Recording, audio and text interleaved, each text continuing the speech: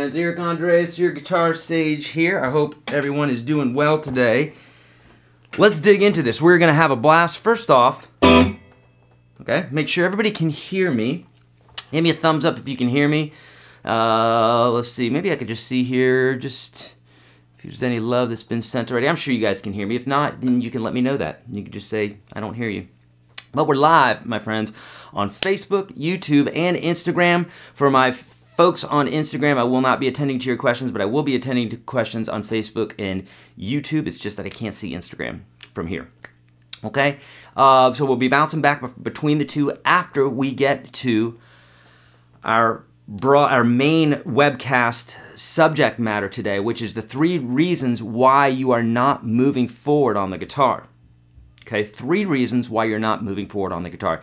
Now, there could be more reasons, but typically, if you take care of these 3 things and you really attend to them, you're going to see massive movement in your guitar playing. Massive movement. Because it kind of encompasses a lot of different things that are going to fall under this practice, all sorts of bits. We're going to be talking about them in detail. And there is a saying that one of my favorite gurus says a lot, and it's, if you know something and you don't do it, you don't really know it, okay? What I mean is you don't really believe it. So, for instance, if you know that you should be going to the gym, but you don't do it, you don't really know that you should be going to the gym. Just the knowledge of it is not helping you whatsoever, okay? So you can sit there and argue about it and spend a lot of time on that philosophy, or you can just focus on what it is that we need to do. In this case here, we need to get better on the guitar. So I'm going to be talking about those things today. Then we're going to get to our Q&A, and we're going to thanks for all the thumbs up I see on YouTube. Thanks, my friends. And then so after the broadcast, or after these 3 reasons why you're not moving forward on the guitar, I'm going to get to your Q&A, okay? We're going to have a blast. Let's do this. Also, of course, as always, if you share this video after the broadcast, what we like to do is we like to pick 5 winners at random. And today, those winners are going to win a signed book from me, The Guitar Mastery Simplified, and one of my CDs sent to you. Now, if you're somewhere across seas or something like that and we have a problem getting a book to you, then we'll in fact give you the ebook bundle, which is actually valued even more than that, and you get 3 of my books, but they'll be in electronic form. So, with that being said, everybody can win at this, so now would be a great time to share this with your friends. Why are we doing that? So other people can learn too, right? Let's share the love. All right, without further ado, my friends, let's jump into this. This is going to be super fun. So, if you ever get frustrated on the guitar, if you ever feel like you're not moving forward, if you ever feel like you're stuck, or you are that you're at a plateau, I hear this expression a lot. People say, I'm at this plateau and I can't move forward, then welcome to the club, because this is everybody. Every guitar player runs into this so many times in their playing. I don't care if you're Zakk Wylde or Jimi Hendrix or whoever. There's always a place where you're looking at another player and you're saying, man, I wish I played that well, or I wish I played that fast or that accurately or that filled with emotion. So we're always comparing ourselves, right? And a lot of times we're just comparing ourselves to what we know we can do too, but we're using another person.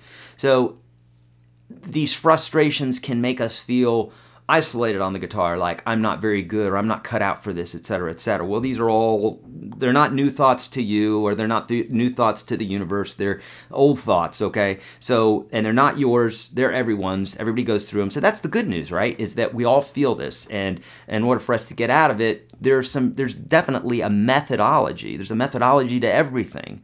And so if we understand this methodology, we can just do the steps and get to it. Easy enough, okay? So let's talk about it today. I'll tell you what those 3 things are, and we're going to drill down. Because again, if I just say them to you, you'll be like, well, whatever.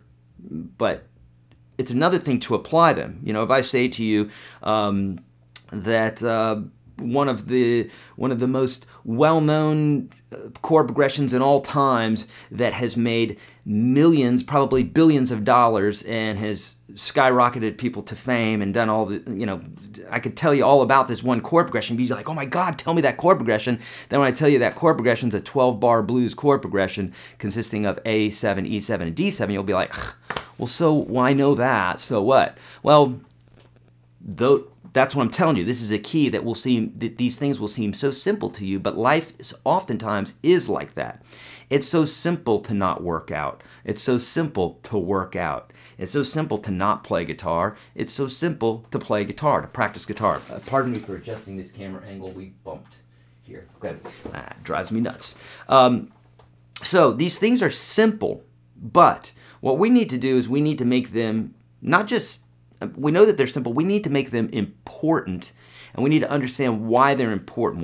When we understand the importance of these things, now all of a sudden they have this weight to them, right? We know it's good to eat right, you know? But a lot of times it takes for someone to have a heart attack or a stroke or what have you, and then all of a sudden, oh my God, it's very important to eat right, because they found their purpose in why they need to eat right. They found their why as to why this simple thing of just eating right needs to be done, okay? But in the meanwhile, we're running around fine. It doesn't bother us. It doesn't bother us. Same thing with the guitar. It's like everything's fine, not a problem, but then we go to play and we just can't seem to bust past this place, okay? So the three things are inspiration, consistent practice, and breakthroughs. Okay. Now those three, just as I spit those out to you, you may be like, big deal, that doesn't help me. What are you doing? You're wasting my time. Hang on a minute there, cowboy. I'll get to it, all right? Number one, let's talk about it. These three things are of crucial importance, and I don't know how anybody who's amazing at guitar could not do these things. It's an impossibility. And so they may not know, they may not be doing them purposefully, but what I found in life is that sometimes you can get to your destination. You could be doing all these goals. Like if I say, okay, 3 steps to blank, 3 steps to great power chords, to bar chords, or in here, 3 reasons why you're not moving forward on the guitar. Some people can get to these things naturally, okay, just because whatever reason, things are just set up. But for others of us, we may need to have a little bit of a roadmap to go, oh, wow. And success leaves clues, you know. When you see a successful person at guitar or gymnastics or anything else, they didn't just happen there. You didn't trip into success. No one trips into success. If you're thinking that already, you're already pointed in the wrong direction. So get that out of your head. In order to be successful at anything, you have to have some sort of plan, and you got to adhere to that plan. Steps, goals, those sorts of things. And this is no different. Guitar is no different. They don't have to be grandiose goals, but they got to be goals nonetheless. Okay, so these 3 things we've mentioned what they are. Let's dig into it. So number 1, inspiration. So what do I mean by this? Well, number 1, you already have inspiration. You wouldn't be here watching this video right now if you thought guitar sucked, unless you just like to hear me talk.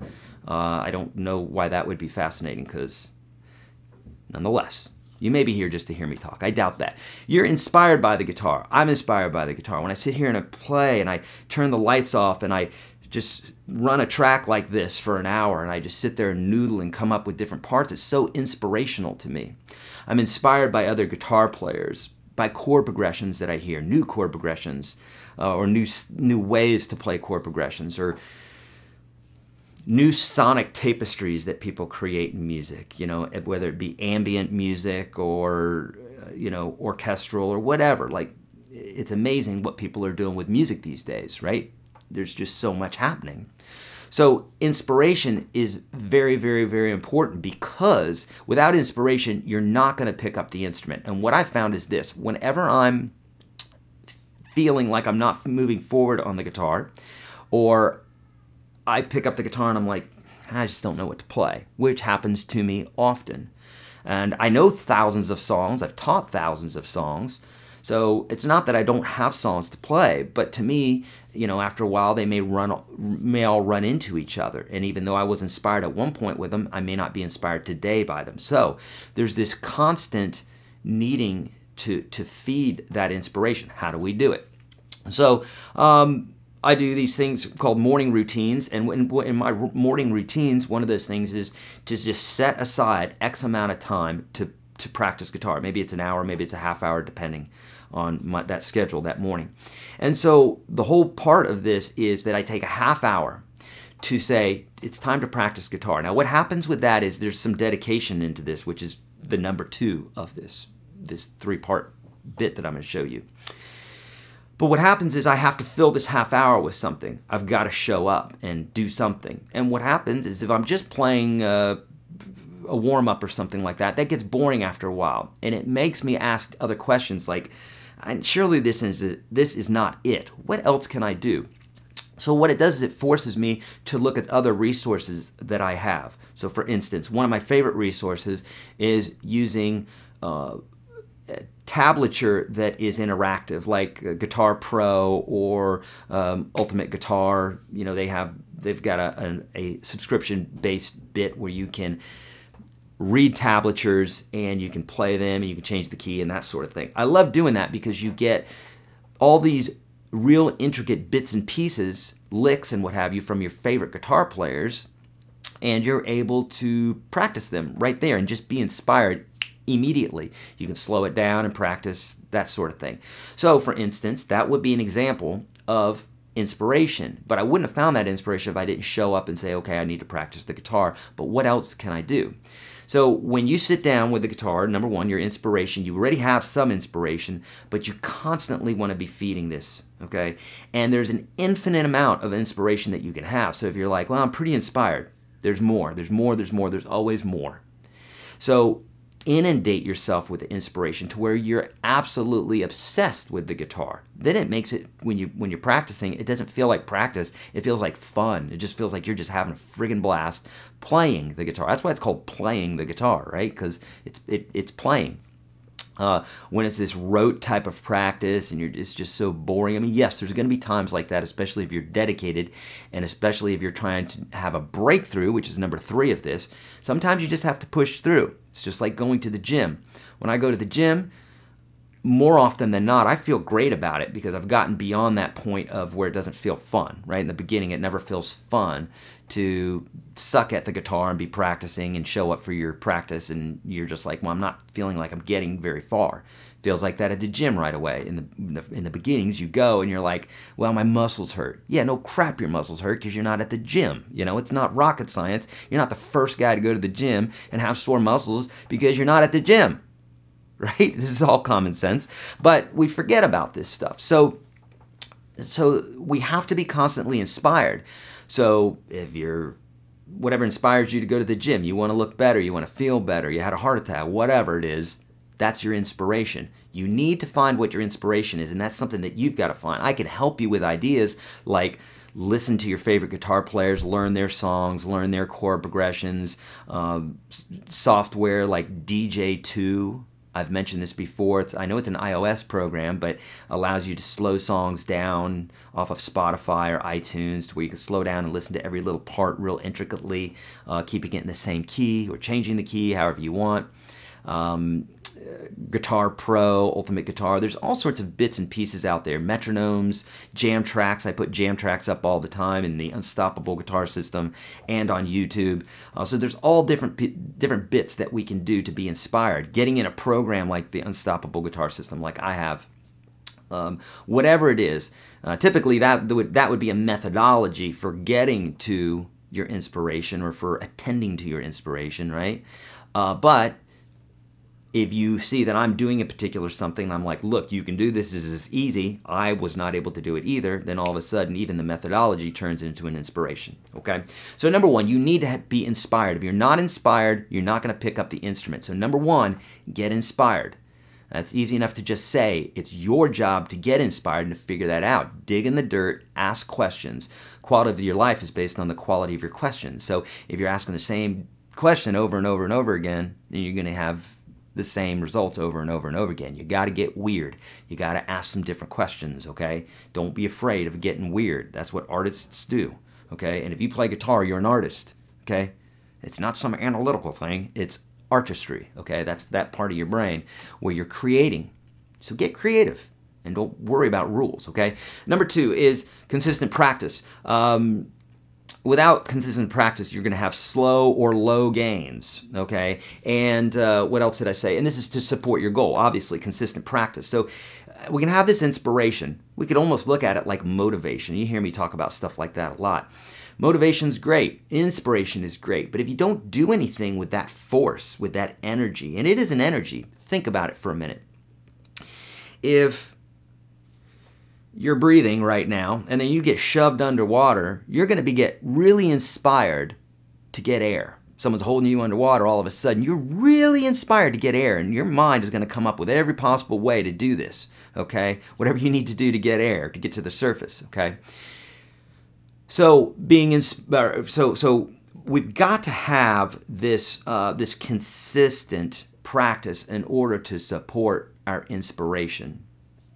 Without it, it's not going to really do anything. It's just going to be this goal that we never get to, okay? So consistent practice, like we talked about in last week's broadcast, you can watch that here on YouTube or Facebook.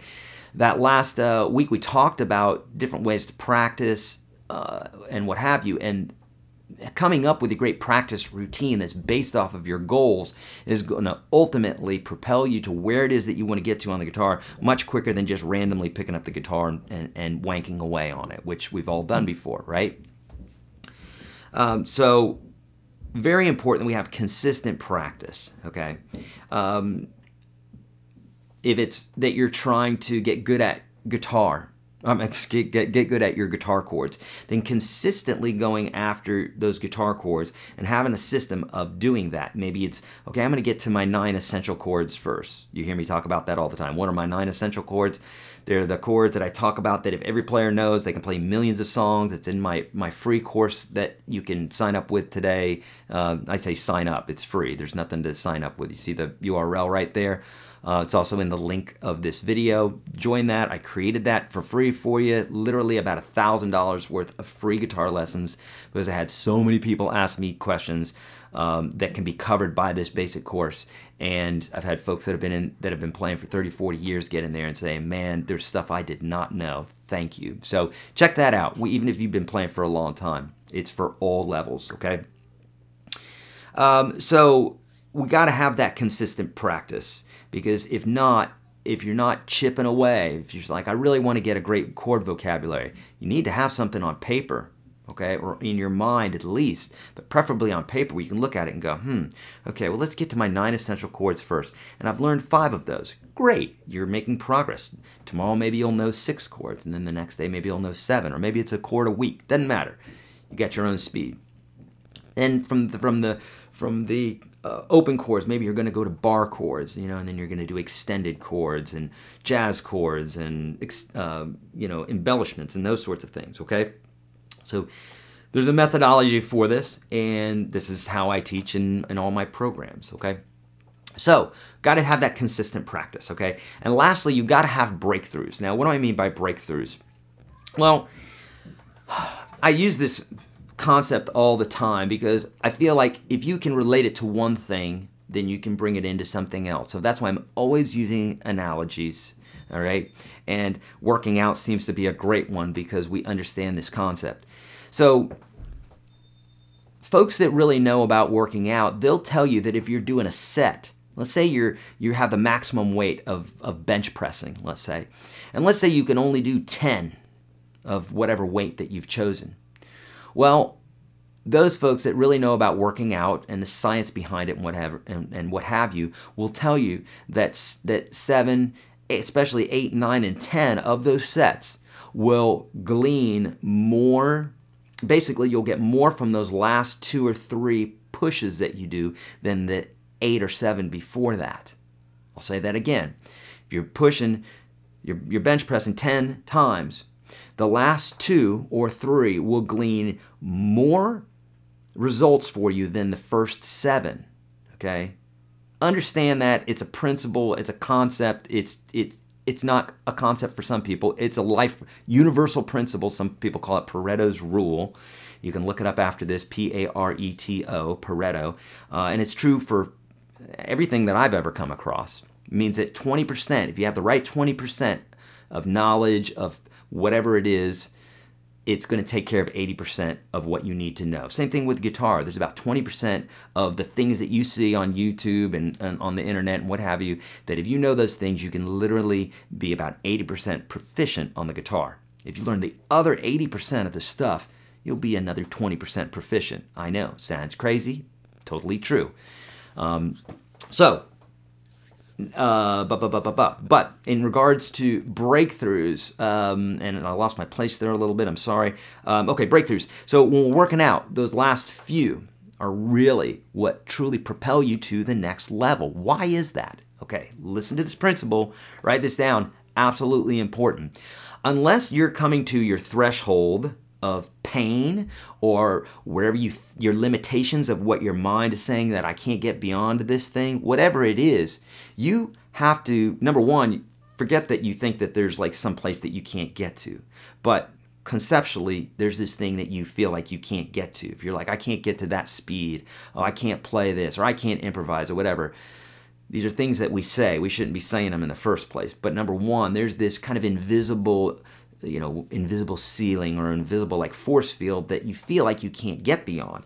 That's the thing you need to constantly be punching up against, punching up against, punching up against. We do this when we work out. We do this mentally. We do this on guitar. If you do this, you will start experiencing many, many, many more breakthroughs. And what happens is, where you were tiny like this, now you start becoming bigger, and you start breaking out, and your comfort zone starts becoming much bigger. And you stop whining about things, and you start doing things. And you're just like, I'm going to learn this today. And there's no excuses. You just friggin' do it, because it's what you desire, and you've made it past all this other stuff. Think about this for a minute.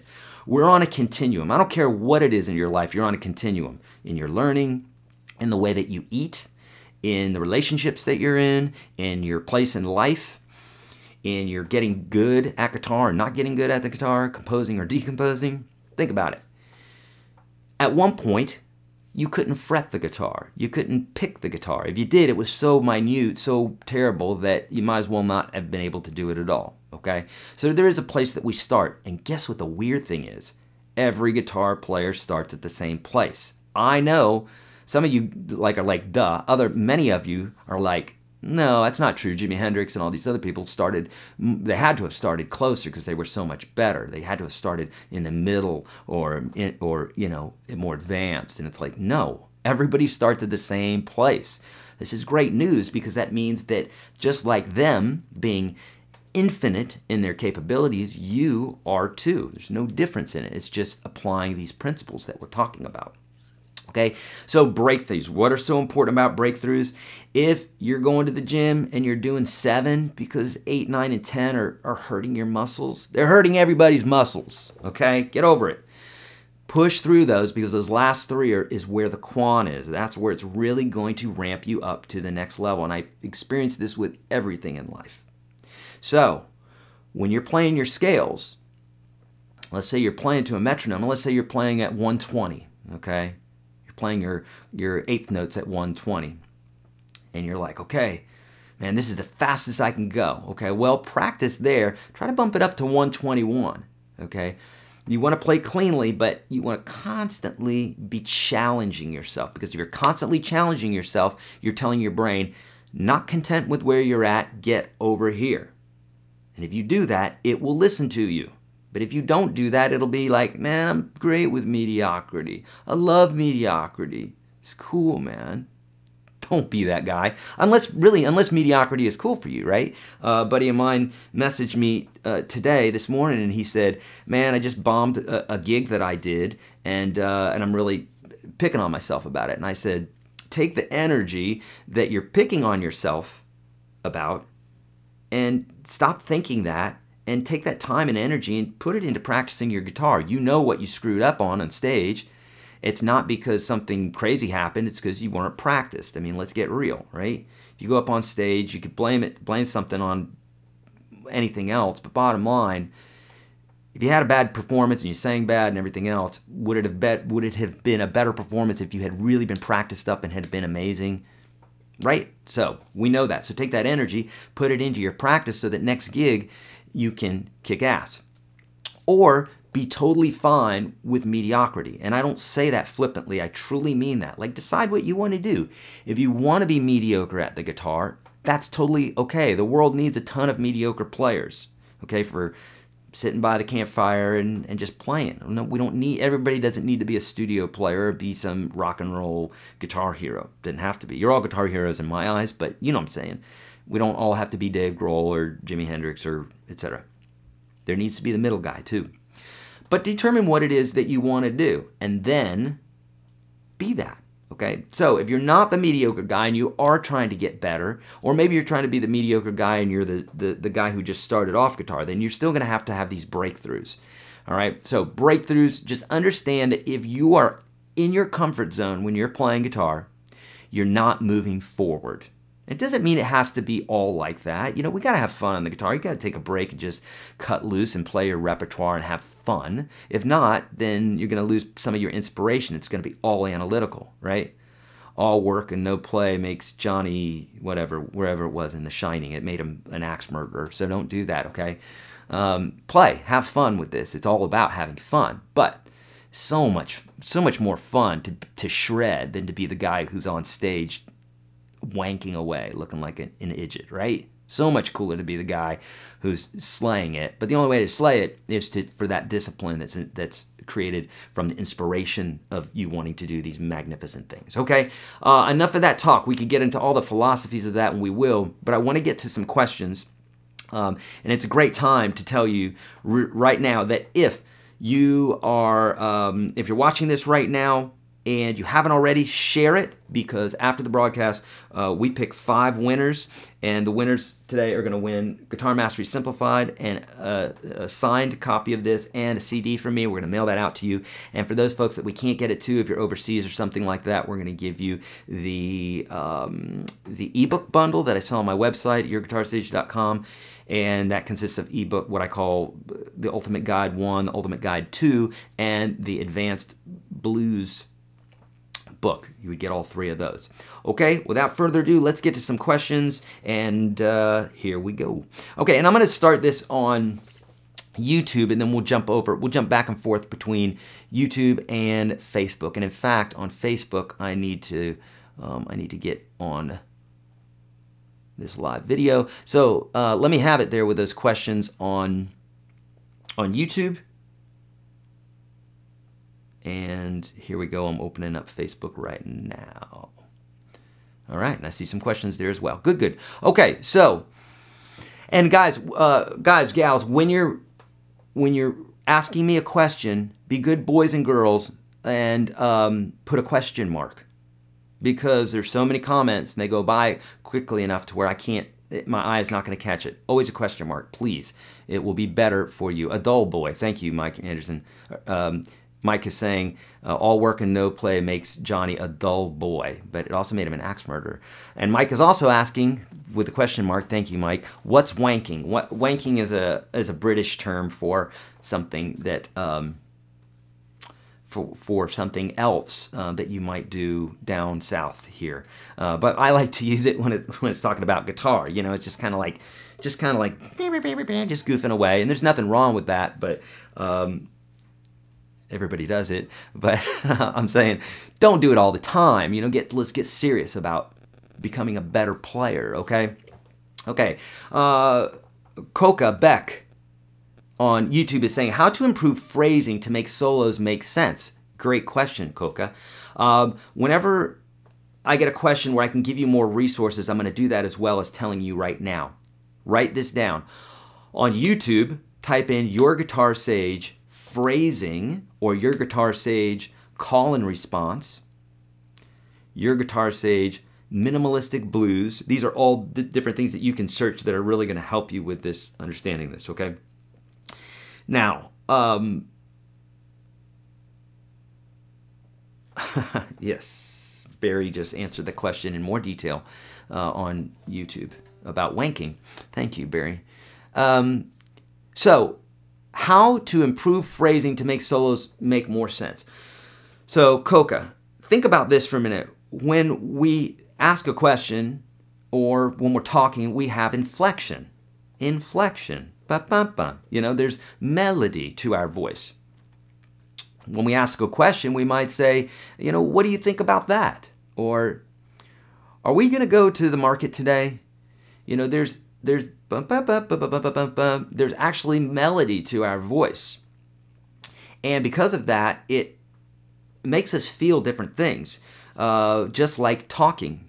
Okay, so if we can mimic this as much as we can with talking, then we're going to get a specific type of phrasing. You know, I don't have the right tone for it here, but it's like Steve Vai in Yankee Rose. He does this thing where he goes.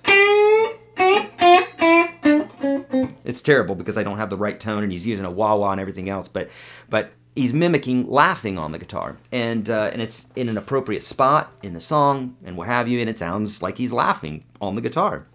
So if you think about speaking, we have breath, right? So I say something, I got to take a breath. There are sentences, there are phrases within sentences. And if we think about our melodies like this, we're not gonna, when we're soloing, we're not doing this. We're not going.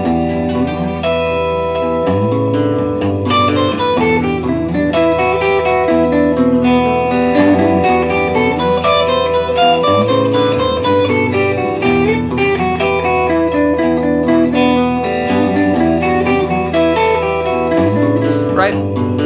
That's going to get a little old because we're not taking a moment to breathe. But if we go,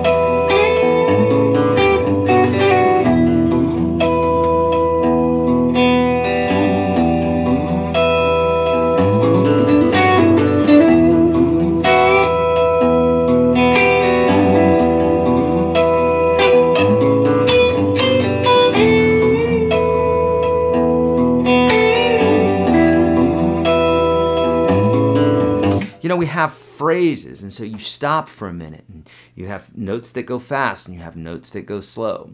So when I'm playing, you know, for phrasing, what I like to do is several things, and like I said, those videos, other videos are going to support it more, but you want to just think more about speaking. You want to be thinking about, well, what chord is being played, and can I take some of those notes and kind of outline the chord? Yeah, you can just play the scale, but it's important to know that what chord is being played because it's going to sound like you know more about what you're talking about in your own playing, in the phrasing, okay? Okay. I'm in my 50s learning to play, question mark. Okay. I don't know how to answer that one, Jeff. You're in your 50s learning to play. Great time to start, okay?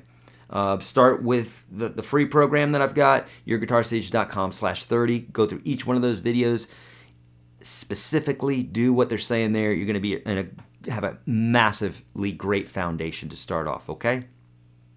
All right. What's snare? Someone's saying snare. Snare drum is like pop, pop, pop. I talk about snare drums a lot of time if I'm saying like a... You know,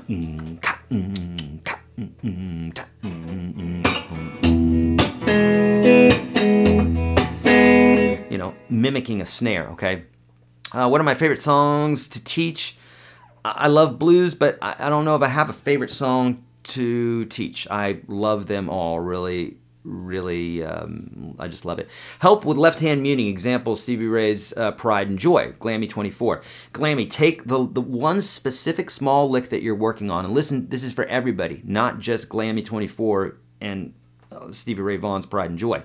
Anytime you're having problems with a particular thing, practice that particular thing, but break it down to something much smaller. So let's say, Glammy, that you're playing Pride and Joy, and you are...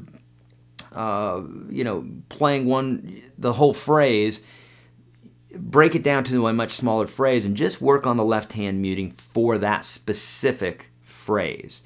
If it's too much to remember, break it down again, maybe 2 or 3 notes. Once you get it down really well, start expanding it out, okay? To expand the lick out, and then double that lick and glue those 2 licks together, and so on and so forth. That's the way to do it with everything, okay? Yeah, someone's saying just do it over and over again. That's part of it too. Also helpful to be able to break it down so that you have a bite-sized morsel that makes it to where you can do it, okay? Okay. Does wanking with your guitar affect your eyesight? It doesn't, but it does affect your progress. So How to strum continuously. Don't stop, Naman. That's how to do it. Once you start, then don't stop, and you will be strumming continuously. You gotta let me know specifically what you mean by that. Raging Dragon. Hey Eric, I'm stuck at mixing minor and major pentatonic scales. I have no idea when to play major or minor, or is it over a certain chord or certain situations in a song? Great question, Raging Dragon. On YouTube, type in YourGuitarSage pentatonic. Okay? I guarantee you I'm talking about it in every single one of those videos. Here's how it works. See this background right now? Guitars, guitar books, YourGuitarSage. You probably wouldn't expect I don't know. You probably wouldn't expect PewDiePie to come out right now, right? It'd be weird. It's not his set. So you could think about the background is the chords, the chord progression.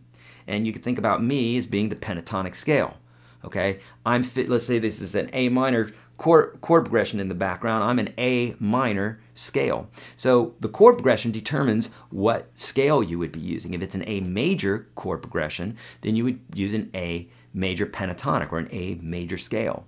If it's an A minor chord progression, then you would use an A minor pentatonic or an A minor scale. It's the same scale. They match your pants and your shirt type of thing, you know.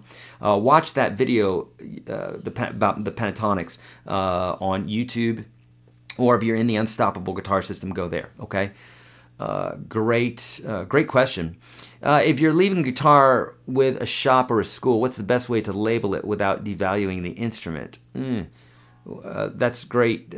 One Zenith is saying on YouTube. I'd say lock it in the case and label the case. Don't label the guitar. Or if you're going to, maybe label it where you normally would get some buckle rash right there. Buckle rash when the belt buckle hits the back of the guitar enough, because that will, you know, it's going to be kind of mucked up anyhow.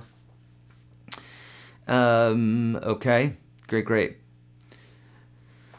All right, Namana saying, what are the snare and kicks on guitar? So, you know, I cover that, Naman, in a video. If you search on YouTube, type in YourGuitarSage snare, and I will talk about that in detail because, you know, I told you what the snare was, but typically the kick drum is on the 1 and the 3, like 1, 2, 3, 4. So the 1 is the kick, and the 1 and the 3 are the kick, and the 2 and the 4 are the snare. Just think about like Back in Black.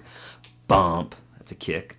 Bump, snare, da-da-da, snare, da-da-da, snare. 3, 4, 1, 2, 3, 4, 1, 2. That basic concept of understanding how a basic groove goes, that's how you get. That's the backbone to all drumming. Okay, and it's the backbone to music, to Western music. And what I mean by Western is just pretty much everything that you know, with the exception of maybe like classical and world music. But we're talking about Western music, rock, pop, country, blues, jazz, all those. That's that basic groove, and there's a myriad of variations on that. But the ones on the 3, the kicks on the 1 and the 3, the snares on the 2 and the 4. If you understand this concept and start listening to music more with this concept in mind, it will really help with strumming and keeping up with all. Okay, great. Make sure you got those question marks behind there. Paras Lamba is saying, I'm interested in learning scales, but I don't know which ones or how many. I generally like blues and rock. Learn the pentatonic and the blues scale, but better than that, go to here on YouTube. If you're on YouTube, type in YourGuitarSage 2 most important scales, something like that, and I'll show you the major scale and the pentatonic. Major scale is good to know for understanding construction of music, and the pentatonic is great for improvisation. It's very simple, a lot of choice notes in it, and it's great. But again, it's kind of like having a tool, like someone handing you a hammer. You go to the store and you buy a hammer, and if someone didn't show you how to use it, you might be holding it by the metal part and smacking a nail with the wooden part. It sounds crazy, but if you hadn't been shown how to do it, it's not going to be as useful as knowing how to use it. So I talk about this. Obviously, that's why I have my courses, to really drill down to teach you this, because I can show you the scale really quickly, but if you're serious about understanding it, you may not be able to find resources as thick as that on YouTube. Make sense? But you can. Sometimes you can find it, but it's hit and miss.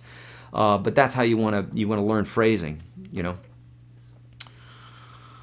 What genre of music is more modern to learn in the guitar world? Blues, jazz, country? Please tell me. I mean, there's, I'd say in all of those styles, I say blues is probably the most standard. Country is changing. Jazz is pretty standard. I wouldn't say any three of those because they're all pretty classic sounds. So people are doing all sorts of different things. Jazz, maybe jazz fusion. Folks are doing some different things. Dave Owens is saying, what is a good way to get better rhythm and check progress? I tend to speed up as my hands start working. Dave, it's really repetition. Start with the strumming video that's in the free course, YourGuitarSage.com/30. The link for that's below. Do those strumming rhythms. Do them over and over again. Don't move on to the next one until you feel really integrated with it. Okay? It's kind of like getting to know somebody who you really love. You're not going to be like, oh, I'm trying to get to know them real quick. No, you get to know them real intimately. Think about intimacy with the guitar, not trying to learn it quickly or move on quickly. Marinate in it, okay? Meditate with it, and it's really going to get you where you want to go. How to improve finger style? Tell me some tips. Naman, watch my video, Your Guitar Sage finger picking on YouTube, or better yet, in the free program, YourGuitarSage.com/30. Watch the finger style lessons that I have there. I tell you all that in detail, way more than I'd be able to go to in this video. Okay.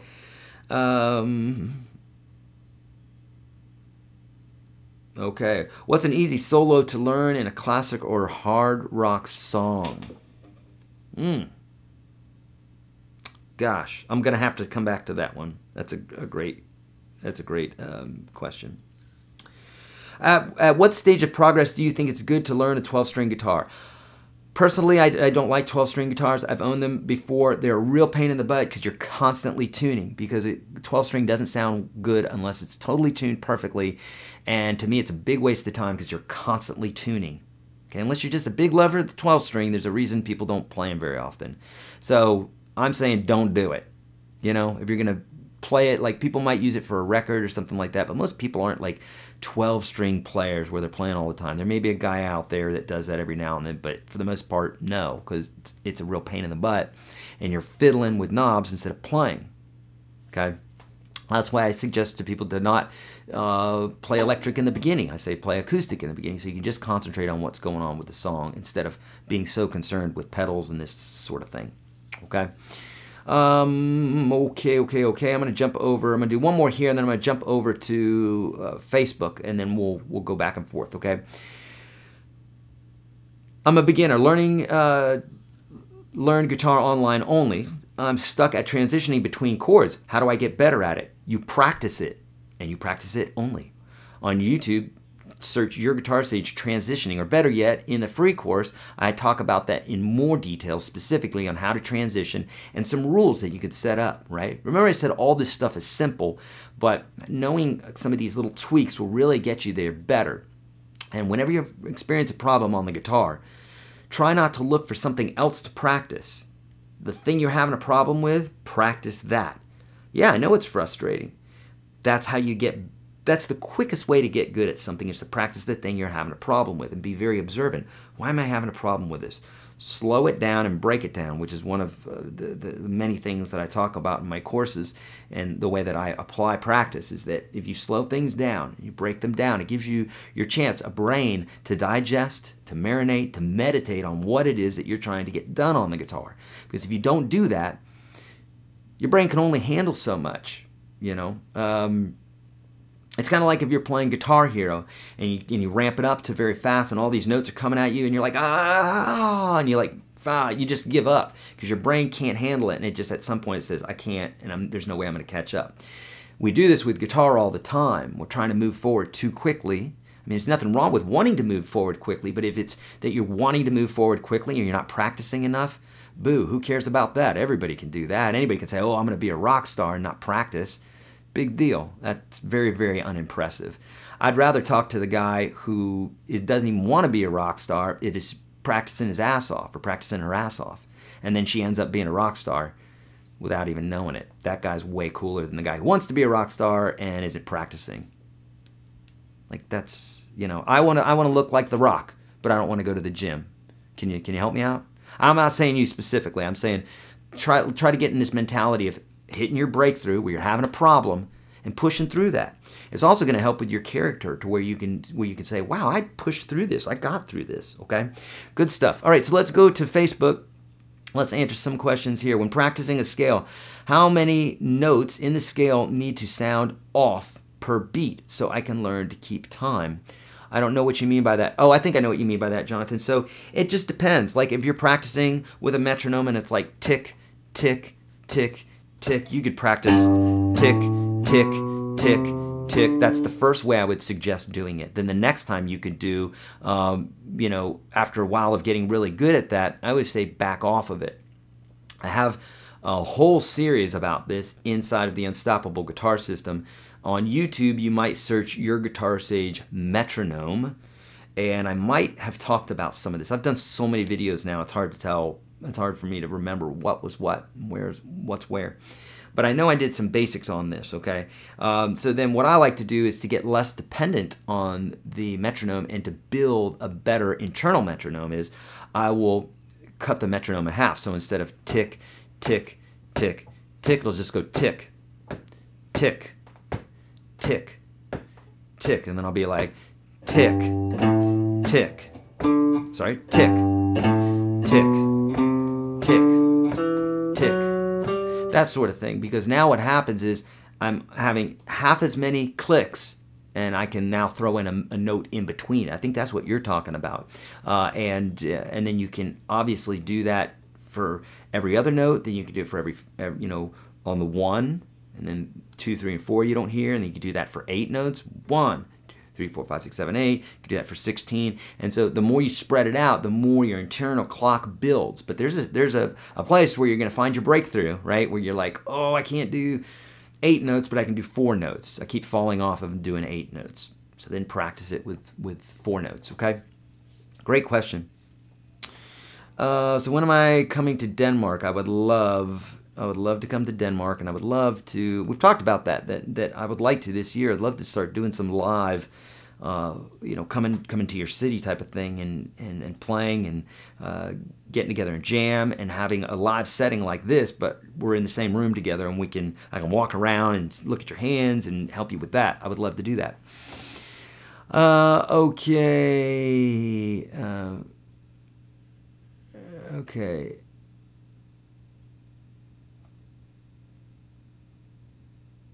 All right, is there a technical reason why I seem to play cleaner on an electric than acoustic? Oh, Mike, I don't know. I guess I would have to hear the context of which you're playing, because if you're playing like power chords and open chords and bar chords and stuff like that, or I should say if you're playing with like overdrive and you're playing some bigger chords and stuff, then a lot of times just the overdrive and the distortion can mask any mistakes, or it's better at it than if you're just playing acoustically. So it's hard to say. I'd have to hear it in the context of what you're doing.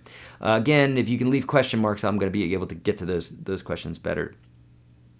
Daniel, what exercise do you recommend for fast picking?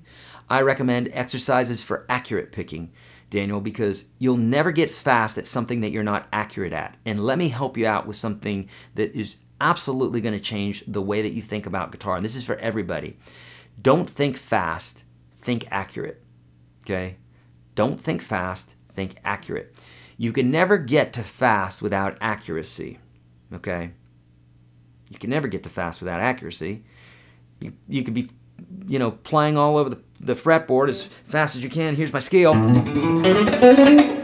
It's like you're just picking, right? And you're not hitting the notes right. Well, that doesn't count as fast. That's just messy. So don't even think about fast, because fast also makes you feel like you're never gonna get to it. It's a kind of a moving goalpost that you're never gonna get to. And even though that is true, it's a moving goalpost, you can always get better, right? And your desire to get it better is always gonna increase at the capacity that you're getting better at. Then you know, if you talk about accuracy, then accuracy will breed being fast. So don't think about fast, think about accuracy. And so whatever it is you want to get fast at, practice that accurately. If it's the major scale, practice the major scale accurately, slowly but accurately. And then as you get better at it, it starts becoming boring at that speed, then you could speed it up. Nothing wrong with speeding it up if you're playing it accurately, for sure, okay?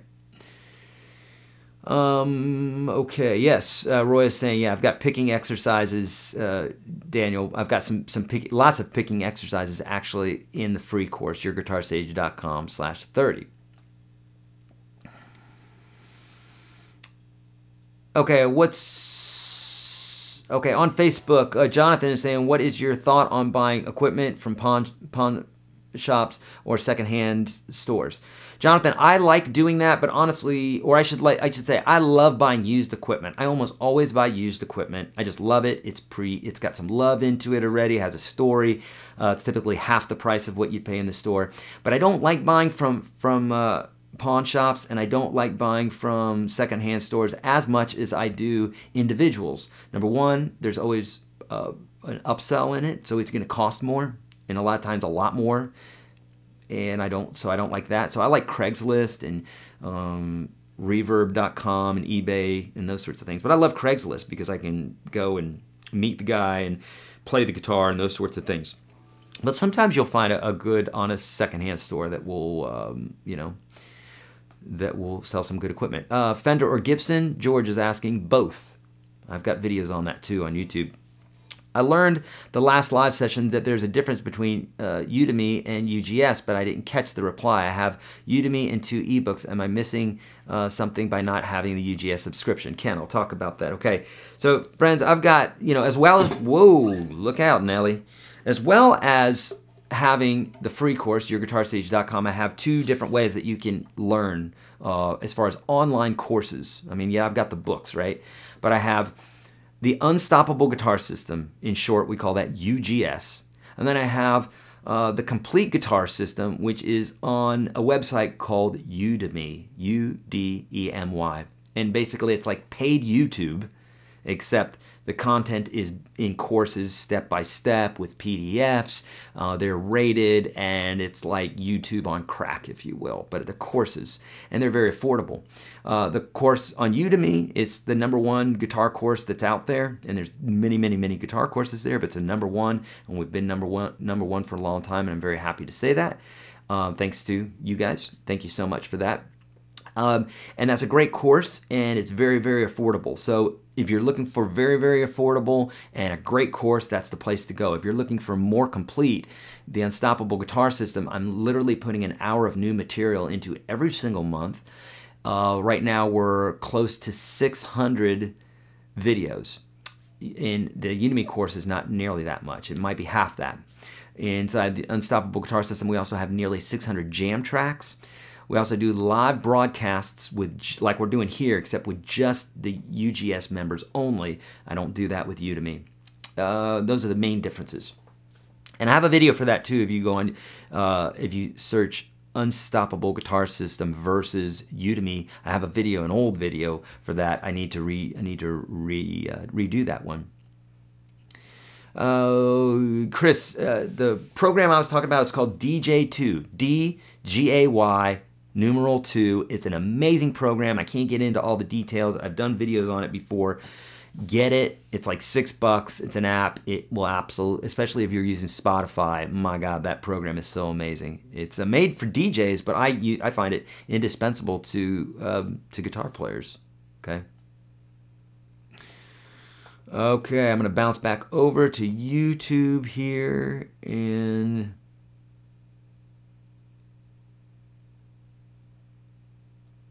Okay, here we go. Ron saying, my worship leader at my home church noticed me watching her guitar playing last night. I said, yes, I want to go home and copy it. Inspiration. Exactly. Seeing another guitar player doing what you want to do, inspiration. Do it. Get around people that play better than you.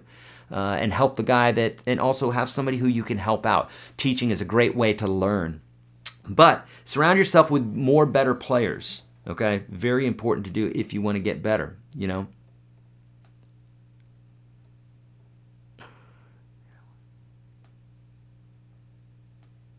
Okay, when finger picking with a pick, when finger picking with a pick, is there a reason to pick up or down on a certain string? Is it just preference, ease, or what? Sounds the same to me. Travis, there are some rules to that, but typically it has to do with efficiency. And I would probably not be the guy who, like, if you're really getting into upper realms of that, who would answer that. In like, I'll tell you when I have a deficiency or I don't have. There's certain things that certain teachers and certain players obviously are better at than other things. Hybrid picking is not my strong point. I do it a lot, but it's not my strong point. Not like, say, Brad Paisley or somebody like that. I'm sure there's someone who can answer this question better, but I can tell you without a shadow of a doubt, it has to do with efficiency. And, you know, that's basically what it has to do. Whether it's a down pick or an up pick, it has to do with efficiency. And that's called hybrid picking, Hybrid, if you want to look more for online. Thank you, Ron. I appreciate that you think I'm an inspiration. That means a lot. Thank you. Okay, almost to the bottom here of these Facebooks, so I'm going to finish those up and bounce back over to YouTube. If you haven't already, my friends, share this after the broadcast. We're going to pick 5 winners. 5 winners are going to win a signed book from me and a copy of my CD. We'll mail that out to you if you're in another country or we can't get we can't get it to you in some way. Then we will give you which is even a larger value. We'll give you the 3 ebooks that I have on my website: the Ultimate Guide number 1, Ultimate Guide number 2, and the Advanced Blues ebook. Okay, great. Okay, that's it. That's all the questions there on Facebook. Let's bounce back over to YouTube, and then we'll bounce back over again to Facebook after it's done. Okay, here we go. So jumping over, Taylor or Martin for acoustic guitars? Jeff, it depends. I love both, and I have more experience with Taylors. In this house, we own, I think, 2 Taylors and 1 Martin. And you don't really even see them much. They're more my travel guitars. But it just depends. Personal preference. If you want to know what kind of guitar to buy, start with video 1 of my free course, YourGuitarSage.com/30. I mention it all the time. Why?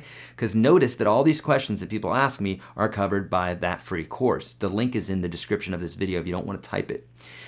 So, you know, the reason that I created those videos is because they're the top 30 questions that everybody asks me, the top 30 subjects, the top 30 videos, and they cover so much of what you need to do to have a massively great foundation for the guitar.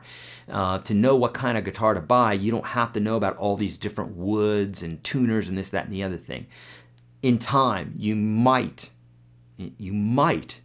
delve down that deep, okay? But bottom line, I go back to my whole bit about what can I afford? What kind of guitar can I afford? Does it sound good and play good? And those questions can be answered easily without knowing the woods and the binding and this, that, and the other thing. Important things that you may want to know eventually, but not in the beginning for sure. Don't think you have to know all that stuff, okay?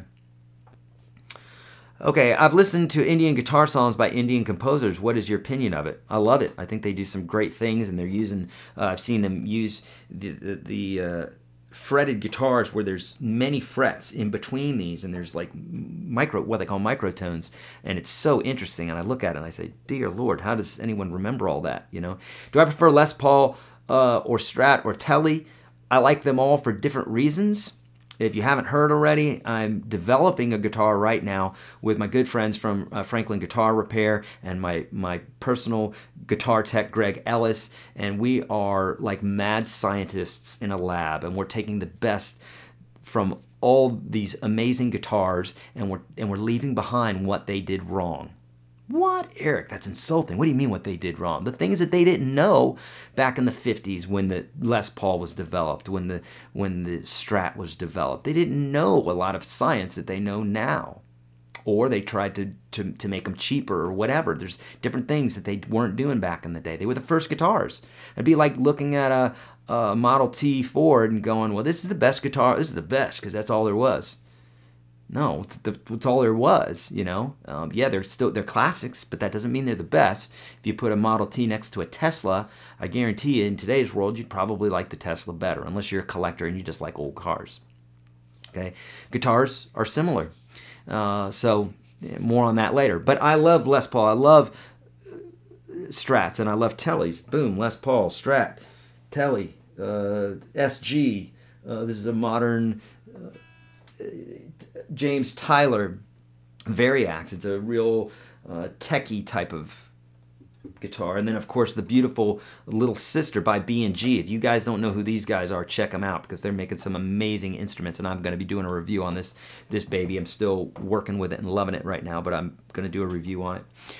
So it really depends on what you want. Watch video 1 at YourGuitarSage.com/30, where I cover how to pick out the best electric guitar. It's a free course, so it's there for you for free, and I'll give you 100% of your money back if you don't like it. That's a good deal. All right, just got a Venture guitar. My friend thought it sounds better than my Taylor. Cool, nice, and that could be. That's why I say it's so important. Don't get brainwashed into thinking it's all about brand name. Okay, it's not all about brand name. I mean, reputation, right? But like Gibson and Fender, their reputations have been in the tank for a long time here. Yeah, we've got those amazing guitars from the past, but they've created such crap guitars for such a long time now. And I know to some of you, you're like, what are you talking about? You're into this industry long enough, you'll know that both Gibson and Fender, that they've gone downhill in their production and they're creating these what used to be great guitars, and it's gotten bad. So, but we're still so. It's Fender and Gibson so tattooed in our brain as being the best. They're not. It's just another choice of many guitars. And there are people who are way more passionate now about creating guitars, way more passionate than Gibson and Fender. Think about this for a minute. Is your favorite place to eat that has the most intimate, loving food, is it McDonald's? Or is it a local place that you know about that is doing things just in this amazing way, right? With love. Okay, think about McDonald's as being Gibson and Fender. Nothing wrong with those. I own them. I love them. But I'm just telling you that there are folks that are very passionate about building guitars, like B&G, about what I'm going to do. There are folks that are really passionate about this. You need to open your mind to other brands as well. Okay, not picking on you. I'm just saying that in general. That's why I watched those first 2 videos in the course. Is Costco a good place to get a guitar? No, I'd say it's not the best. I would say it's not the best. You're going to get a cheapo there, and that's fine. Maybe what you can afford right now, but it's not going to be the best. You're not going to have a lot of variety, okay? Okay, someone's saying, why don't I do meetups? Yeah, I may do some meetups. Now I'm here in the Nashville area, so we've talked about this, actually. It's something I'm going to talk about with my team, in fact, probably today, about doing some meetups here in Nashville. I'd say the majority, if I picked any one city, probably the majority of my watchers are here in Nashville. If we picked one city, obviously we're worldwide, so but there's a lot of guitar players here. Eric, have I ever heard of a Quattro? I have, Jeff. I have one, and in fact, I purchased one from Puerto Rico when I was there a few years ago. I purchased a Puerto Rican Quattro, which is actually, instead of Quattro, 4 sets of strings, it's 5 sets of strings. So I don't know why it's called a Puerto Rican Quattro when it should be called I don't know, what is that? I don't know what that would be. I'm not very good at Spanish.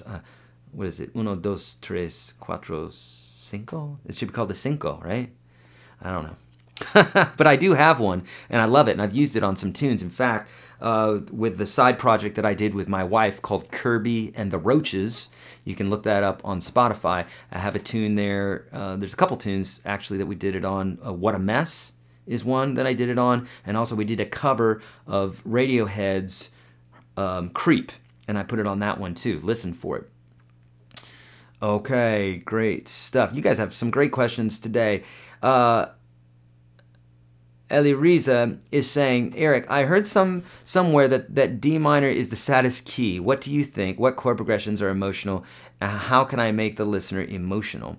Eli Riza, there was a movie many years ago called This is Spinal Tap, and there was a joke in there where he's playing the piano and he's saying D minor is obviously the saddest of all keys, or something like that, and that's probably where you heard that. But specifically, outside of that, I've never heard that But minor is it's a sad sounding key, right? It's because of the way the notes and the chords work together.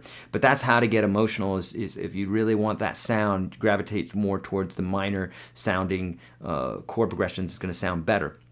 I have a whole schematic, a color-coordinated schematic that'll tell you all the chords that you should be playing in if you're in the key of A or in a major key or in a minor key. Okay, that's in the free program, YourGuitarSage.com/30. Okay, any suggestions on finding an agent or ins on finding gigs? Sportster guy is saying. Sportster guy, I would say don't worry about agents, don't worry about ins on finding gigs. There is no such thing for that anymore. If you're good enough, someone will discover you. So I'd say focus on being the best player that you can and play out as much as you can. If you're as amazing as you believe you are, and I'm not saying you're not, I'm saying like if you're as amazing as you are, then step up and be that, and I guarantee you, you're going to get a gig. You don't have to look for a gig. Someone will find you. Okay, a lot of people they want an agent or they want ins or what have you because they think that that once you're in there you're gonna be able to do all this stuff, but it's not like that. And in fact, the pressure is very, very hard. I've always been the guy, I like to play it from the other side there. I want to just practice so good that hopefully by the time someone does discover me, this is what with my bands and what have you, is that I want to be so good that I have no doubt that it was just a matter of time before they found us or what have you. I don't want to be the guy who's, because I knew somebody, now I'm in this situation and like, oh God, I suck actually. Wow, how embarrassing is that? I'm opening up for John Mayer and now I actually just found out I suck and I'm on tour. I'd hate that. Wouldn't that be embarrassing? So don't worry about the ins, don't worry about agents, worry about getting good at your instrument and being a beast. Get into beast mode where every time you post something on Instagram, people are sharing it and liking it and being like, look at this guy. I did this with a gal the other day that I discovered who liked one of my who liked me on Instagram. Checked her out, saw her with a guitar. I saw that she had 30,000 likes, and I said, what's this all about? Started looking at some of her videos. I forgot her name now at the moment, but she's a brilliant player, absolutely brilliant. You could look at my Instagram post to find out who I'm talking about. Guess what? She's touring with Eric Johnson. Why? Because she's a beast of a player. And she's not worrying about ins or anything like that. Someone found her because she was amazing. It's impossible these days, if you're posting on social media in any way, with just a minute amount of knowledge, if you're good, someone's going to discover you without a shadow of a doubt. As a rhythm guitarist with no formal training, what would you suggest for me to begin with as a transition into lead guitar role? Great question. I would say learn your major scale, learn your major scale, learn how to use it in a minor way, learn your pentatonic scale, your major pentatonic, learn how to do it in a minor way. I teach all that major stuff in the free course, YourGuitarSage.com/30. The pentatonic stuff I teach in UGS, Unstoppable Guitar System, and on YouTube. Type in Your Guitar Sage pentatonic. Learn those and understand about phrasing. Okay, I have a whole bunch of videos on that. So on YouTube, you can search Your Guitar Sage lead or Your Guitar Sage scales, Your Guitar Sage phrasing, Your Guitar Sage call and response. You're gonna find all these videos. Naman, what's a hammer-on? It's this. Sorry. So I pick one note, and I do that, and I let the finger hammer onto the fret. Okay, instead of actually picking it again.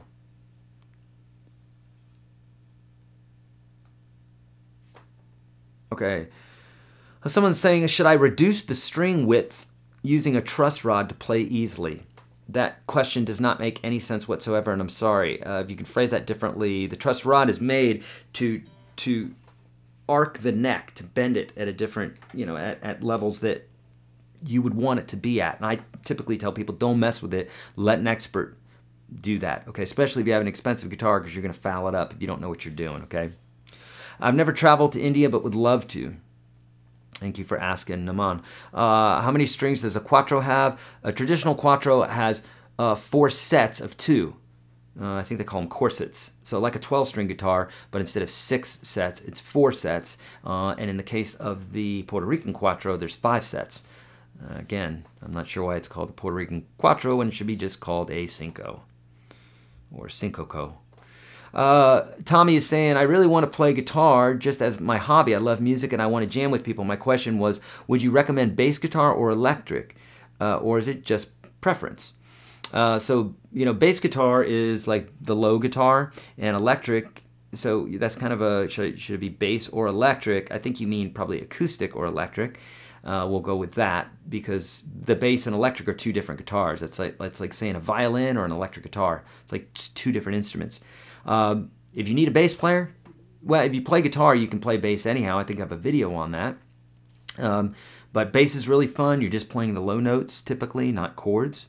And it's an easier instrument to play. Easier to understand, easier to play for beginners, for sure. So there you go. I would say start off with an acoustic guitar if you have the choice between acoustic and electric, if that's what you meant by that question. Okay. I'm having a problem in lead. What should I do? Nick is asking. Nick, practice. Practice lead guitar. Sorry, I know that's general, but that's a real general question you asked there too. If you're having a problem with lead guitar, practice lead guitar. Don't practice rhythm. Okay.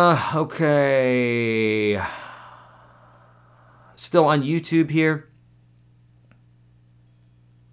Should I buy a Gibson Studio or feature-rich Epiphone Les Paul for the same price? Paul, watch the first two videos in the free series. It'll answer that question because it takes the questions that I ask in those first two videos are going to answer that for you in detail.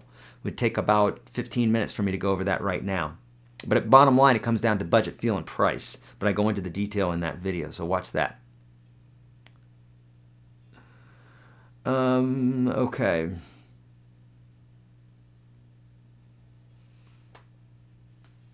What's the best way to be more fluent with my playing? David's asking. David, practice, practice, practice. Live and breathe and eat with that guitar. The more it's in your hands, the better you're going to get at it. The reason that most people are not fluent, or I say the reason that anybody is not fluent at Spanish is because they don't practice Spanish, not because they're dumb.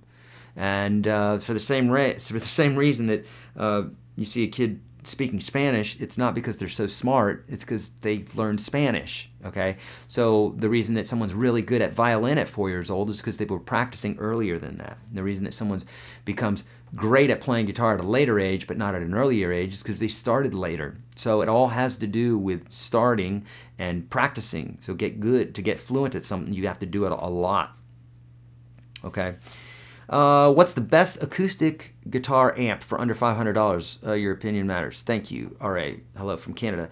So, for gear needs, check out kit.com/YourGuitarSage. This is where I get these questions a lot, and I put links to things that I think are great value. I typically do reviews on these, and they're ones that I've tried out myself that I agree with. Now, I don't have an acoustic amp on there. I don't like acoustic guitar amps, have never owned one in my whole life because to me, I'm saying, why am I amplifying my acoustic guitar? Why are we doing this? Are you playing a gig? Because if so, usually you have a sound system. So I've never found it ever a need for an acoustic guitar amp, not that there's anything wrong with it. So I can't give you a really good opinion on that because I'm unmoved by them whatsoever.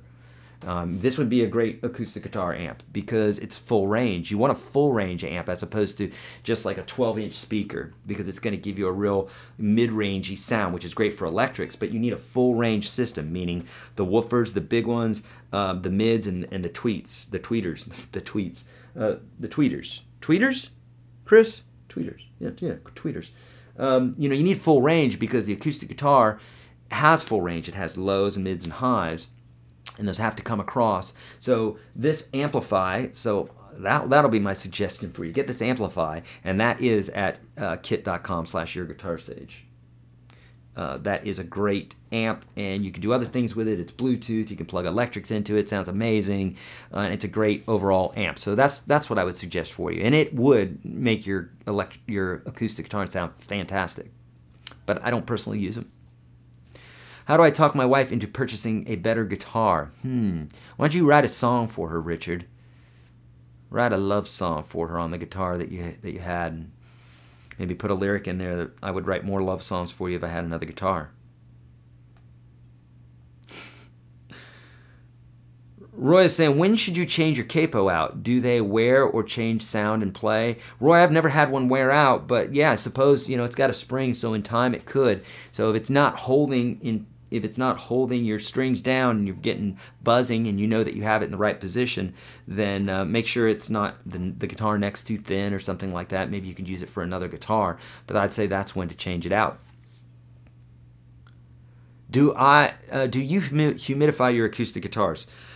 Mark, yes, I almost always have a humidifier. In fact, I just bought an industrial one the other day because our house is very, very dry here in Nashville when it's been so cold lately and the heat's running all the time, and it's really not good for your guitars. The further north you go in the northern hemisphere, then obviously the more dry it becomes. Not good for your guitars, especially acoustic guitars. So definitely get some humidifiers. You want to keep it in a range of probably about 45 to 65 is a good liberal frame. Others will tell you to make that tighter, but 45 to 65 should be pretty good.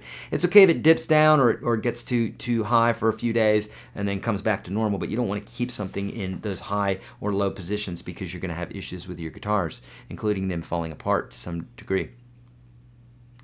What do you recommend to your students? How much time a night should you practice? Michael, if you want to be amazing at the guitar, then practice all the time. Live, eat, breathe, drink it. If you're totally fine with mediocrity, then don't practice it very much. And if you truly are insistent on sucking at the guitar, then just pick it up whenever.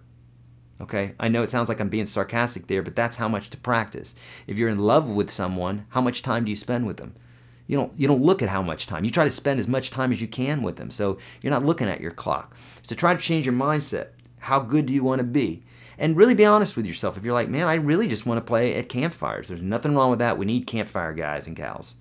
But if you want to be an exceptional player, don't lie to yourself, because that's more disappointing than lying to yourself and not getting to a place. Just say, I want to be the best this, and then really set up a plan like we talked about that last week. Otherwise, you're just lying to yourself, and you do that enough times in life, you'll dull yourself down. You don't want to do that, okay?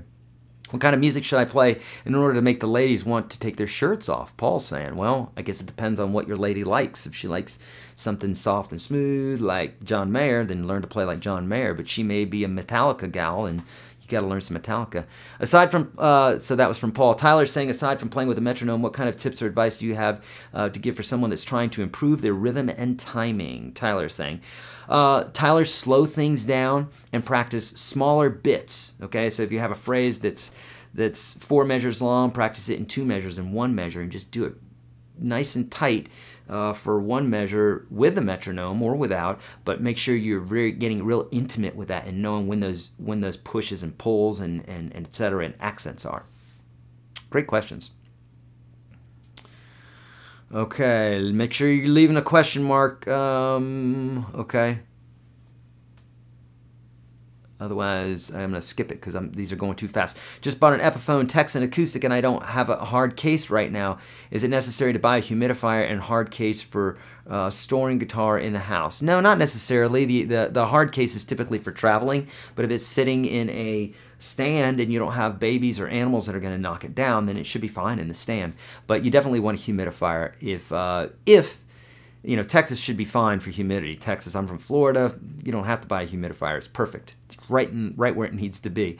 So if chances are Texas, you're going to be fine even in the winter, I would guess. Depends what part of Texas you're in too. So just get a hydrometer, which you can get those on Amazon for cheap. It'll tell you what the humidity is, and that will help you with understanding, you know, should you get a humidifier or a dehumidifier. In really wet places, you know, if you were in the rainforest or something, you might want to get a dehumidifier. What do you think of modeling amps? I have a Mustang Viper and just got coded. So this is a modeling amp. I've got another one upstairs. I've owned many of them. I think they're great. They're not my main playthrough amps because I think they lack some of the true tones that I'm going for, that I grew up with from the classic rocks and classic rock music and that sort of thing. And I love the sound of tubes. But I think they have a place, and I do like them, and they're nice for the budget because you can get a lot of bang for your budget in those, right? Okay, how to select the fret while putting on the capo? Naman, I have a whole video for that in the free course, YourGuitarSage kit.com/30. It's a free course. I have a whole bit on capos on where to know where to put on what fret. Okay, great. By looking at the guitar, can I tell what the nut saddle is made of? The nut, okay, the saddle. Yeah, the saddle's almost always going to be some sort of metal, like brass or nickel or what have you. And the nut, you know, typically from just looking at it, it depends. You can get good at it. Yeah, some people say, oh, it's bone or it's nickel or brass or tusk, which is like a synthetic bone that a lot of people are buying right now. They love that. So yeah, if you get really good at this, you can get good at it. If the humidity level is very low, is my acoustic guitar safe when it's in a hard case? No, not necessarily, unless you have a humidifier in there, because you're just trapping it, you're just closing it up, but there's still the humidity is the same inside the case, okay? It's typically going to help it a little bit, but not a whole lot. You need to humidify the case then, which is another option. If you don't want to go buy a big humidifier, you can buy these little, we might have one. If not, Chris, I'll make sure that we put one on the website at at kit.com/YourGuitarSage. You can check there to see if we have something, but basically it's a little bit that you can soak in the water, and then you put it in your guitar case, you close the guitar case, and you have humidity inside the guitar case. So that's another option. My first guitar was a Harmony. It had one string on it. I still have it. It's up in the attic. Yep, in the attic, because it was a cheapo guitar, and it's just, I have it more for nostalgic sake. Is there any particular exercises for Travis picking? David's asking. David, on YouTube, search YourGuitarSage Travis, because I'm pretty sure that I have a video for this, but I have a whole series for this inside the Unstoppable Guitar System, okay? For those that are looking to check out this Unstoppable Guitar System, and you're like, guys, I really want to get in this, but I don't know, I don't want to, you know, I'm afraid. Look, get in there. If after 30 days you're not happy with this, you let me know. I will literally give you 100% of your money back. David, get in there. If you take advantage of the Travis picking, you could get in there and be like, okay, I did this, but I don't want to do anything else. I'm out of here. That's fine. Check it out. I promise you, you're going to be thoroughly impressed with our format in there. Can I play types of guitars if I wanted to, and would it be hard? Can I play all types of guitars? Yes, you can. I play all types of guitars. I say I'm guitar agnostic because I just want to pick a guitar up and play. I'm not like, oh, it has to be a Gibson or it has to be a Fender. And I love that. The exercises for getting good at being fluent on the guitar are practicing the guitar. That's a real general question. Practice your guitar. Can I play an Indian song? No, I don't know any. Okay, I'm getting ready to bounce over to Facebook here. This is my third try. Can you please make a cover on the Interstellar theme? Avila is saying. No, probably not. I get so many requests anymore that I just can't get to them all. Would love to, but it's just, I get too many. Do you know about studio stuff? I'm getting into studio work and making music. Do you have a favorite keyboard or MIDI? Yes, my favorite, yes, I do know about the studio. I've got one in the next room. And so... Chris, what's the name of that keyboard there? It's made by Complete Control. That's with a K. Complete Control. Check that out. That is my favorite MIDI controller, and just look that up online. You'll see all the videos for it. It's absolutely amazing. That's my favorite controller. It's a little bit more expensive, but it's amazing. Any suggestions on recording equipment for loading vids to YouTube? No, you can just upload them from wherever. You can upload them from your phone. Okay, how to find chords for any song. I have videos for that. On YouTube, you could type in YourGuitarSage EAR, E-A-R, and that will teach you how to find chords for songs. Any of my ear training videos, I teach this. Okay, I'm going to bounce back over to Facebook, and then we're probably going to call it after some questions here on Facebook, okay? So if you're on YouTube and you want your question answered, then head over to my Facebook, because I'm done with the questions on YouTube, and we're gonna call it here. because I got other videos and I got a meeting with my team here. So we got to move on. Okay, so Kurt Frederick is saying, what do you think of strategy of learning the C scale, only playing songs in that key and advancing to play those songs very well, avoiding the complexity of learning all keys and doing all those sharp. Okay, yeah, Kurt, that means you are not in my free course, YourGuitarSage.com/30, because you're complicating things, and it's very easy to do. Everybody does it because there is no roadmap. People don't give you a roadmap. They're just like, learn this, learn this, learn this. Kurt, start there. Don't worry about all these keys. Start at video 1 in this free series. I promise you, it's going to make things so much easier, and you're going to learn things in an organic way. Why? Because I've been playing and teaching for like 34 years now. I say like, it's been 34 years. And there's a reason that I put all these videos in a step-by-step format. There's a reason that it's not 50 videos. There's a reason that it's those 30 videos and they're in order, okay? There's a methodology to this. With so many electronics available today, is there really a difference choosing a guitar with single coils or humbuckers? Yes, there is. Humbuckers are typically made for more rock-type sounds. They overdrive more as opposed to clean tones, cleaner sounds. Single coils typically lend themselves more to cleaner type tones and sounding better with that. I've recently bought some pedals and would like to learn how to join them up with into a pedal board. Any videos on how? Donna is saying yes. On YouTube, type in YourGuitarSage pedals, okay, and I will help you with all that. Thank you, Blaine. You are so welcome, sir. This is on Facebook. Gab is saying, hey there, Eric, what's a standard gauge of strings for acoustic guitar that doesn't break right away and is not too hard for the fingers? Gabe, a good lighter gauge are 12s. Start at 12s. Jonathan saying, do I like tone amp? I don't know their stuff, so I can't say for sure. My guitar playing, Billy Pickering is saying, my guitar playing is getting decent but struggling to sing and play at once. I lose my rhythm. Billy, on YouTube, type in YourGuitarSage singing and playing, or just YourGuitarSage singing, playing. I have a video for that, maybe several videos for that. I have a whole methodology for doing that, and I have a whole course inside the Unstoppable Guitar System for doing this, okay? Why do you keep mentioning that course? Because I'm telling you that I've got a video for you on YouTube. I have videos that are free. I've got the free course here, but then if you really want to be serious about playing guitar, then you want to be in the Unstoppable Guitar System. I can't make it any easier for you. That's it. Okay, I'm not being sarcastic, except I am. Okay, so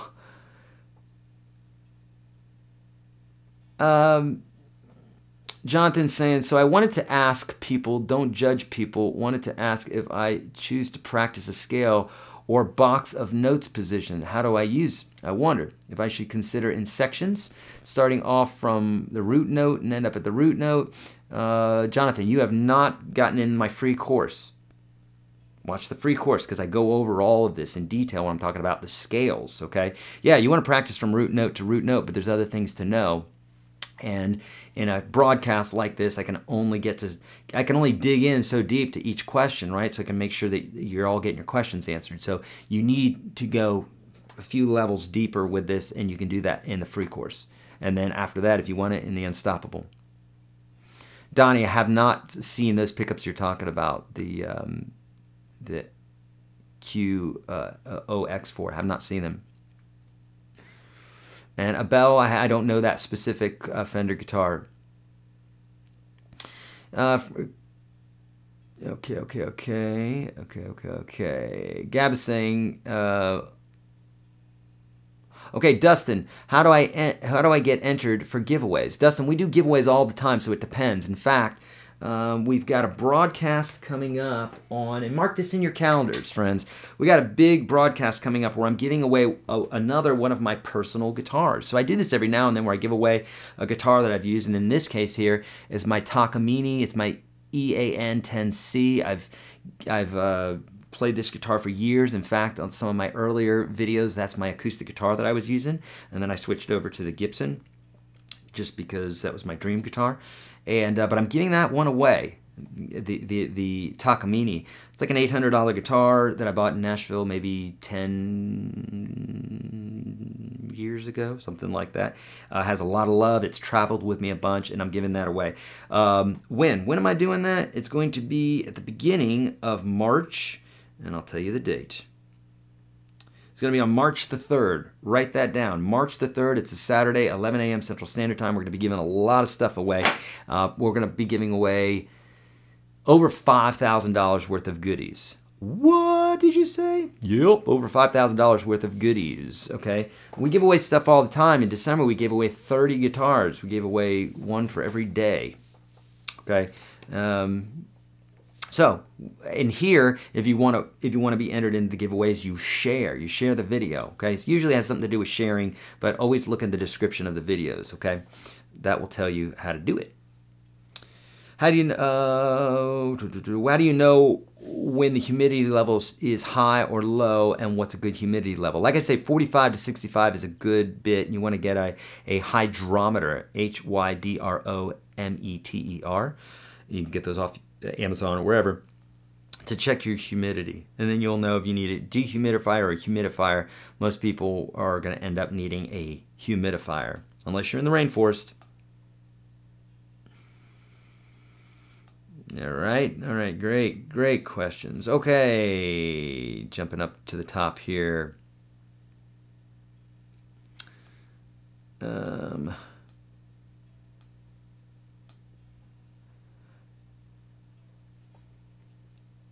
Okay, you may have answered this already, but I'm trying to learn all of my E scales and others. Are they on your course? Mark, yes, I have a methodology, okay? So, someone says, well, I really want to learn the E scale or the F scale. I have a methodology where once you learn one, you know them all. I'm not playing around with you. I'm not jerking your chain. It's true, okay? There's ways to teach this to where if you learn one chord, you learn 12 chords. You learn one scale, you learn 12 scales. But you have to learn how to, I use this concept all the time. If I told you, can you count to 1,000,000? You would most assuredly say yes. But I bet you $10,000 that you've never done it. So how do you know you can count to 1,000,000? Well, because there's a protocol. Tens and hundreds and thousands and 10,000s and 100,000s and get us to 1,000,000, right? Same way, we can do this with chords, and we can do this with scales. We can do this with music theory, where if you understand the concepts instead of not having the concepts from just bouncing around on YouTube and not having a true dedicated teacher, whether that's at home or online, and you're just kind of bouncing around and getting concepts, and it's kind of all making kind of sense, as opposed to following a step-by-step method that gets you there to where it just blows up because now you truly understand stuff from an organic level, just like that counting, okay? There's ways to understand these scales where you don't have to learn them all separately. You learn the one, and then you learn how to use them in all keys. Very easy to do. Much easier way to do it than to learn one thing at a time. Sir, I know theory, the arpeggios, the pentatonic scale shapes, and everything like that, but it's all jumbled up. Please suggest a step-by-step strategy that I can even solo over any song. Those are my courses. Those are the step-by-steps. Otherwise, you're kind of on your own. You have to follow, hopefully find the right YouTube video, or if you're trying to do it that way. So that's the step-by-step method. I've created that. Been creating that now since my whole life, but it's formed the way it is right now since 2012. We've been working on this for 6 years now. Good. All right, my friends, I'm going to end it there. We've got 66 folks on Facebook, and I don't know how many we have on YouTube, but you guys have been just amazing with the questions, and I think we've probably gotten to a new level on our guitar lessons, which I love that. That makes me happy. Breakthrough, right? I'm always looking for a breakthrough. So, great questions. Hopefully you learned something here today. If you have, then give me a thumbs up, share the video again. We're gonna pick 5 winners after this broadcast, and we'll reach out to you. You don't have to reach out to us. We'll reach out to you. Let me know how I can help. A few links here for you again. If you're late to the game, YourGuitarSage.com/30. Anybody who watched this video today or asked a question, if you have not watched this free series, you're shooting yourself in the foot, because I'm literally handing you the path for free. I can't do anything more than that. I guess I could just come over to your house and teach you individually. That's not happening, all right? There's a finite amount of time. That's why I created this free course for you. And it's step by step, and it's free. I can't make it any easier for you. YourGuitarSage.com/30. We'll put that link up here in a minute. Otherwise, it's in the description of this video. You gotta start there, friends. Okay, YourGuitarSage.com/30. So that's number one. If you're looking for gear questions, kit.com/YourGuitarSage for any gear questions that you might have. Okay, you gotta go there if you have any gear questions. If you're looking for a complete course from me, but you don't have a whole lot of funds, you can go to Udemy, UDEMY.com, and you could type in Eric Andreas. That's me, and you will see my courses. The complete system is the one that's going to be the most complete on there, and that's the most affordable way to learn from me step by step. If you want something that's that, but on steroids, that's the whole complete, constantly updated system with a lot more videos, jam tracks, and the whole 9 yards, check out the Unstoppable Guitar System. That's unstoppableguitarsystem.com. On Facebook here, if you haven't already, of course, you can like it, and then we do these all the time. For folks on YouTube, subscribe, obviously, and all that good stuff. What else? Mark down on your calendars, March the 3rd. March the 3rd. It's a Saturday at 11 a.m. Central Standard Time, and I'm not sure what the course content yet is on it. I'm still throwing around some ideas, but I'm going to be giving away my Takamine, and we'll be also giving away 10. We haven't never done this. We're going to give away 10 Unstoppable Guitar System memberships. Those are $400 a piece, my friends. So the chances of you winning are pretty high of winning something really cool. So join us. Let your friends know. We'll see you then. And mark your calendars. We typically do live broadcasts every Thursday, usually at 11 a.m. Central Standard Time, sometimes later, depending on my schedule, but usually at that time. So mark your calendar. Do something so that you can join us again. You guys have been fabulous. Thank you so much. You guys rule. I'll see you in the next broadcast.